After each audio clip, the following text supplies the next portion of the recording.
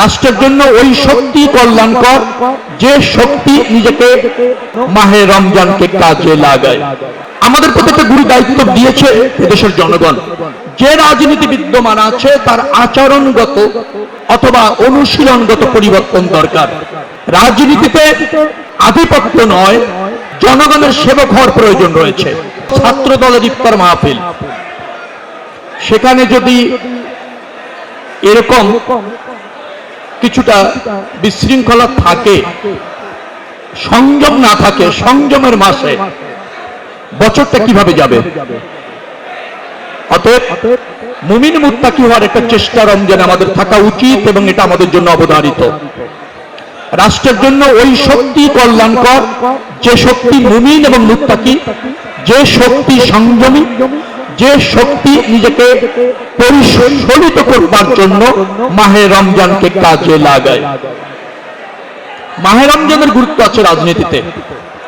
একজন ছাত্র মুসলিম সারাটি বছর কিভাবে চলবে, কি করবে, কিভাবে ভাববে, সেই প্রশিক্ষণ মাস হচ্ছে মাহে রমজান। আমরা এই মাহে রমজানের শিক্ষায় নিজেকে আলোকিত করি, সেই শিক্ষায় নিজেকে নিবেদিত করি।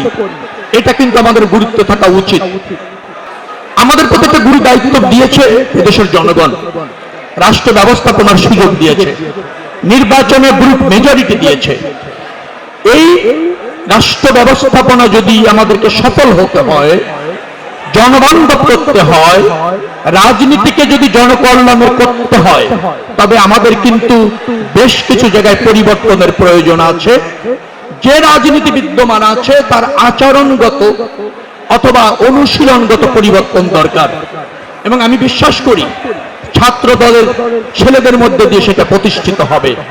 বিশেষ করে ঢাকা কলেজ একটা ঐতিহ্যবাহী কলেজ, এখান থেকে অনেক জাতীয় নেতা গ্লুমিং হয়েছে এবং তারা আজকে বাংলাদেশ বিনির্মাণে ভূমিকা রাখছে।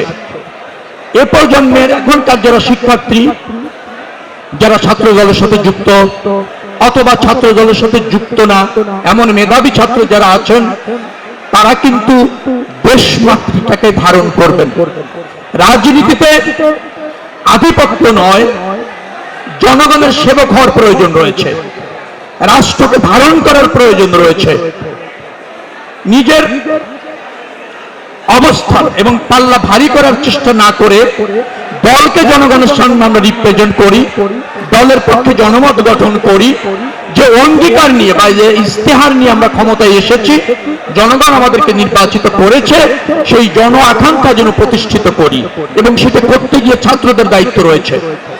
আমরা যেন ভুলে না যাই এই দায়িত্বে প্রতি শুধুমাত্র সরকারের, আমরা যেন সেভাবে না মনে করি দলের, সরকারের, দলের শুভানুগ্রাহী, সর্বোপরি জনগণের।